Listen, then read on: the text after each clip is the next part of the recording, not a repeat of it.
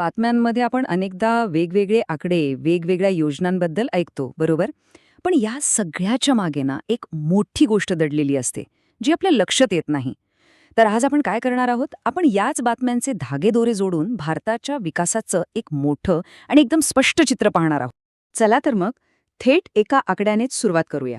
आकडा आहे 1143 किलोमीटर. आता हा आकडा कसला आहे असा प्रश्न पडला असेल. तर हा आकडा आहे आपल्या संपूर्ण भारतात पसरलेल्या मेट्रो नेटवर्कचा. आणि याचमुळे भारताचं मेट्रो जाळं आता जगात 3ऱ्या क्रमांकावर पोहोचलं आहे. कमाल आहे ना? पण मेट्रोचं हे उदाहरण म्हणजे फक्त एक झलक आहे. खरं तर आज आपण अशाच अनेक क्षेत्रांमधल्या विकासाची कहाणी पाहणार आहोत. एक अशी कहाणी जी भारताच्या चौफेर प्रगतीचं चित्र आपल्यासमोर उभं करेल. तर या विकासाचा पाया कुठे रचला जातोय? तो रचला जातोय मोठ्या मोठ्या पायाभूत सुविधा आणि औद्योगिक प्रकल्पांमधून. चला तर मग बघूया देशाचं हे आर्थिक इंजिन नेमकं कसं वेग घेतंय. आता हा आकडा बघा. तब्बल 33,660 कोटी रुपये. ही एवढी मोठी रक्कम भव्य नावाच्या योजनेसाठी गुंतवली जात आहे. या योजनेचं उद्दिष्ट काय आहे माहितीये? 100 plug and play industrial park तयार करणं. म्हणजे उद्योगांना सगळं काही रेडीमेड मिळणार. जागा, वीज, पाणी सगळं काही. त्यांना फक्त यायचंय आणि आपलं काम लगेच सुरू करायचंय. यामुळे उत्पादनाला किती मोठी चालना मिळेल याचा विचार करा. आणि हो, फक्त मोठ्या उद्योगांवरच लक्ष नाहीये. शाश्वत ऊर्जेवर म्हणजे सस्टेनेबल एनर्जीवरही तितकाच भर दिला जातोय. याचं एक चांगलं उदाहरण म्हणजे ही लघु जलविद्युत योजना. यातून तब्बल 1500 मेगावॉट स्वच्छ वीज निर्माण करण्याचं लक्ष्य आहे.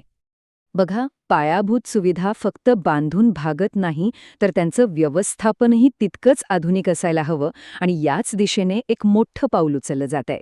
महामार्गांवरील टोल वसुलीसाठी 2026 पासून एक नवीन डिजिटल सिस्टीम आणण्याची योजना आहे, जी टोल भरण्याची संपूर्ण प्रक्रियाच बदलून टाकेल.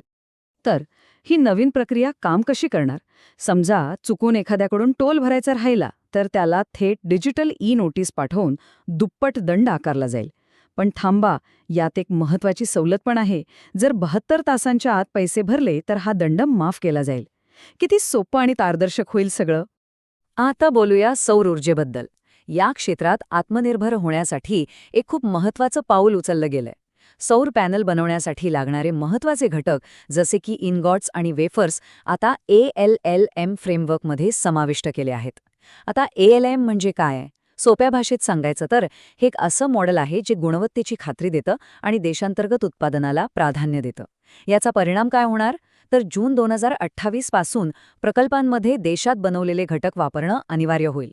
म्हणजे मेड इन इंडियाला मोठी चालना मिळणार आहे. ठीक आहे, आत्तापर्यंत आपण मोठे औद्योगिक प्रकल्प पाहिले.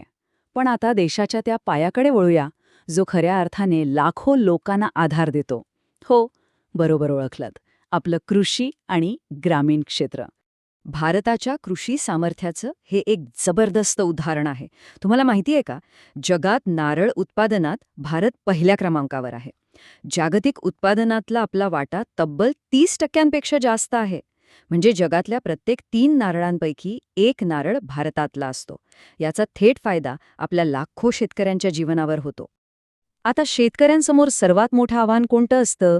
तर ते म्हणजे बाजारभावातली चढउतार. याच मोठ्या आव्हानावर मात करण्यासाठी एक महत्त्वाचा निर्णय घेण्यात आलाय.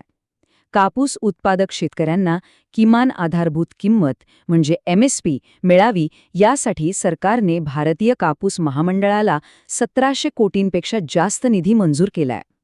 हे एक प्रकारचं आर्थिक सुरक्षा कवचच आहे शेतकऱ्यांसाठी. आणि हा उपक्रम तर थेट ग्रामीण भागातल्या लोकांच्या जीवनमानावर परिणाम करतो. हर घर जल योजना. या योजनेअंतर्गत उत्तर प्रदेशमधल्या प्रत्येक ग्रामीण घरात नळाने पाणी पोहोचवण्याचं ध्येय ठेवण्यात आलंय. विचार करा, याने किती मोठा बदल घडेल.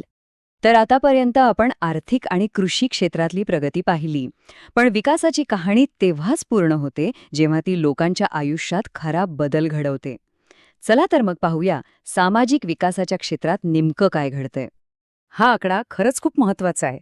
देशात जेवढे स्टार्टअप्स आहेत त्यापैकी जवळपास निम्मे म्हणजे 1 लाखांपेक्षा जास्त स्टार्टअप्समध्ये महिला डायरेक्टर आहेत. हे चित्र आहे एका नव्या आणि अधिक समावेशक अर्थव्यवस्थेचं. ही एक मोठी गोष्ट आहे. आणि समानतेच्या दिशेने हे एक ऐतिहासिक पाऊल आहे. सर्वोच्च न्यायालयानं काय म्हटलंय ते ऐका. दत्तक घेणाऱ्या आईसोबत भेदभाव करता येणार नाही. आई ही आईच असते, तिने मुलाला जन्म दिला असो किंवा दत्तक घेतले असो. किती महत्वाचं वाक्य आहे हे. या निर्णयामुळे आता मूल दत्तक घेणाऱ्या प्रत्येक आईला मुलाच्या वयाची कोणतीही अट न ठेवता 12 आठवड्यांची प्रसूती रजा मिळणार आहे. आता हा आकडा बघा, 3,500 कोटी रुपये.